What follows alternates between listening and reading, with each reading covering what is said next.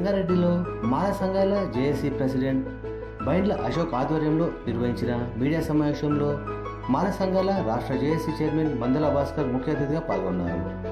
ఈ సందర్భంగా మందల భాస్కర్ మాట్లాడుతూ రేవంత్ రెడ్డి మాల సామాజిక వర్గానికి రిజర్వేషన్ లేకుండా చేయడం వల్ల మాల సామాజిక వర్గానికి విద్యా ఉద్యోగ రంగంలో తీవ్ర నష్టం జరగడానికి కారణమని అన్నారు. తెలంగాణ ఉద్యమంలో ముందుండి పోరాడినటువంటి మాల విద్యార్థులకు జరుగుతున్న అన్యాయంపైన పోరాటం చేస్తూ ఉద్యమించాలని అన్నారు.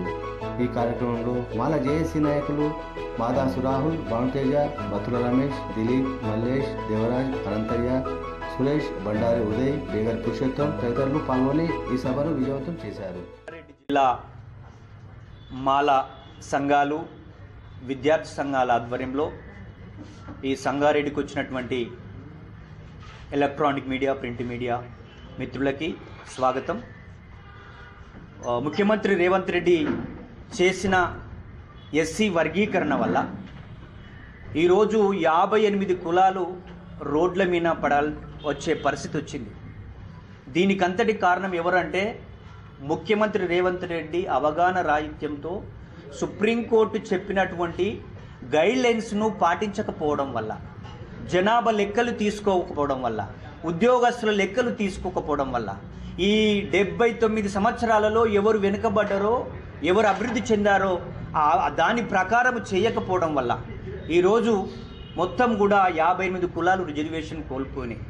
సుప్రీంకోర్టు చెప్పిన విధానం ఏంటంటే అత్యంత పేదవాళ్ళను ఒక గ్రూపుగా, మధ్యస్థంగా డెవలప్ అయిన వాళ్ళను ఒక గ్రూపుగా, అదేవిధంగా అత్యంత అభివృద్ధి చెందిన వాళ్ళను ఒక గ్రూపుగా 3 గ్రూపులుగా చేసి ఉంటే ఈ 59 కులాలకు రిజర్వేషన్ ఫలాలు అందేటువంటి అవకాశం ఉండే.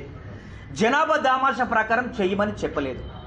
ఈరోజు ముఖ్యమంత్రి రేవంత్ రెడ్డి చేసిన వర్గీకరణ వల్ల మాలలకు 5% రిజర్వేషనే కాదు, 22వ రోస్టర్ ఇవ్వడం వల్ల ఈ రాష్ట్రంలో 100 రోస్టర్ పాయింట్లు ఉంటే ఆ రోస్టర్ పాయింట్లో ఫస్ట్ నుంచి 22 వరకు మాల సామాజిక వర్గానికి విద్య, ఉద్యోగ, ఉపాధి రంగంలో అవకాశం లేకపోవడం వల్ల ఈరోజు 12 నోటిఫికేషన్లలో మాల సామాజిక వర్గానికి 26 కులాలకు ఉద్యోగాలు రాకుండా వాళ్ళు కోల్పోవాల్సిన పరిస్థితి వచ్చింది.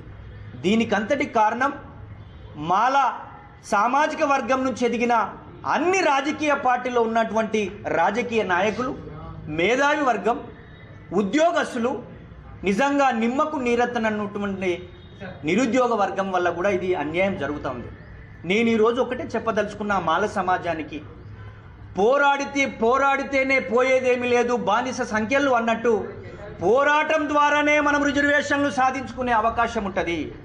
ఈరోజు ఎక్కడో విదేశాల్లో చదువుకున్నటువంటి విద్యార్థులు ఏదైతే ఎగ్జాములలో అన్యాయం జరిగిందని, పేపర్ లీక్ అయిందని ఢిల్లీ పురవీధుల్లో వాళ్ళు పెద్ద ఎత్తున జంతర్ మంతర్ దగ్గర ధర్నా చేస్తే ఈరోజు ప్రపంచవ్యాప్తంగా చర్చ జరుగుతుంది. ఈరోజు 14 నెలలుగా మనకు రిజర్వేషన్, ఉద్యోగ అవకాశాలు లేకుండా పోతే ఈరోజు తెలంగాణ ఉద్యమంలో ఉన్న వాళ్ళు మాల విద్యార్థులు, అదేవిధంగా సామాజిక ఉద్యమాలు ఉన్న వాళ్ళు మాల విద్యార్థులు, మాల సమాజం, మేధావి వర్గం, ఈరోజు మీకే అన్యాయం జరుగుతుంటే మీరందరూ ఎందుకు బయటకు రావట్లేదని చెప్పేసి అడుగుతా ఉన్నాం. మేము ఒకటే చెప్పదలుచుకున్నాం, కాక్రోచ్ జనతా పార్టీ లాగా హైదరాబాద్ నడిబొడ్డున అంబేద్కర్ దగ్గర 10 లక్షల మందితో మన విద్యార్థులను పెద్ద ఎత్తున కవాతు చేస్తే ఈ ముఖ్యమంత్రి రేవంత్ రెడ్డి అనేటోడు ఈ కాంగ్రెస్ పార్టీ ఎందుకు దిగిరాదని చెప్పేసి నేను అడగదలుచుకున్నా. అందుకే తెలంగాణలో ఉన్న విద్యార్థులారా, ఓ నిరుద్యోగులారా, మీరందరూ ఏకం కావాల్సిన సమయం ఆసన్నమైనది. మీ హక్కుల గురించి, మీ అవకాశాల గురించి, మీ ఉద్యోగాల గురించి, మీ విద్యా అవకాశాల గురించి మీరు మరొక తెలంగాణ ఉద్యమంలో ట్యాంక్ బండ్ మీద ఏదైతే మిలియన్ మార్చ్ చేశామో అటువంటి మిలియన్ మార్చ్ చేయడానికి మనం అందరం కూడా తెలంగాణలో ఉన్న మాలలందరినీ ఏకం చేయాల్సిన అవసరం ఉందని చెప్పేసి అని గుర్తు చేస్తా ఉన్నాను.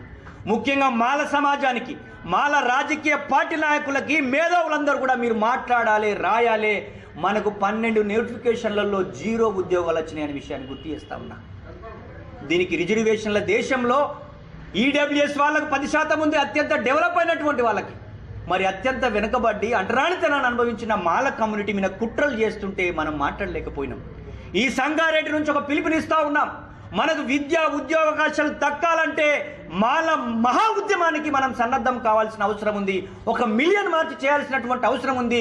హైదరాబాద్ నగరం నడిబొడ్డున 3-4 నెలల్లోనే పెద్ద మహా ఉద్యమంగా మార్చాలని చెప్పేసి మాకు జరిగిన అన్యాయాన్ని కాంగ్రెస్ పార్టీలో ఉన్నటువంటి డిప్యూటీ సీఎం గారు, అదేవిధంగా మన బట్టి విక్రమార్క, అదేవిధంగా వివేక్ గారు ఎమ్మెల్యేలు, మాల మహానాడు జాతీయ అధ్యక్షుడు చెప్పబడుతున్న అద్దెకి దయాకర్, నీకు మాలకోటలో ఎమ్మెల్సీ వచ్చింది, ఒక్కరోజు కూడా మాలలకు రిజర్వేషన్ గురించి మాట్లాడవు, రోస్టర్ గురించి మాట్లాడవు, ఎందుకు నువ్వు సంఘం పెట్టుకోనని చెప్పేసి అడగదలుచుకున్నాం. మీరు ముఖ్యమంత్రి దగ్గరగా ఉన్నారు కాబట్టి 14 నెలలుగా మా విద్యార్థులు, మా ప్రజా సంఘాలు నిరంతరం ఉద్యమం చేస్తుంటే ఉద్యోగస్తులు బయటకు రారు, రాజకీయ నాయకులు బయటకు రారు, విద్యార్థులు కూడా బయటకు రావాల్సిన సమయం ఆసన్నమైందని చెప్పి గుర్తు చేస్తూ, అది సంగారెడ్డిలో మెదక్ జిల్లా మెదక్ సీమ అయినటువంటి సంగారెడ్డి నుంచి ఒక మహా ఉద్యమం రావాల్సిన అవసరం ఉందని, మాకు న్యాయం జరిగేంత వరకు పోరాటం చేస్తామని చెప్పి ముఖ్యమంత్రి గారిని డిమాండ్ చేస్తూ, మాకు అవకాశాలు ఇవ్వకపోతే మీ ప్రభుత్వాన్ని కూడా గద్దెదిస్తామని చెప్పేసి డిమాండ్ చేస్తా ఉన్నాం.